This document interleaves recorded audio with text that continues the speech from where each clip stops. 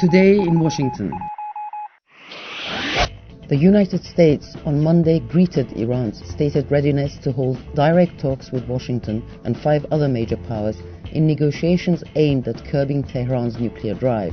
State Department spokesperson Robert Wood told reporters... Yeah, I mean, of course, we welcome the fact that they're, interested in having a dialogue.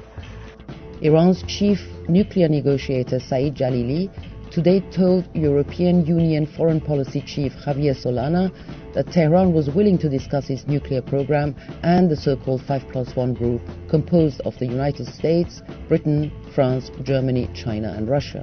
Wood called on the Islamic Republic to provide the international community with all of the assurances that it requires to be convinced that Iran is pursuing a peaceful nuclear program. The United States and Israel will hold their largest ever joint missile defense drills later this year, testing 3 anti-ballistic missile defense systems.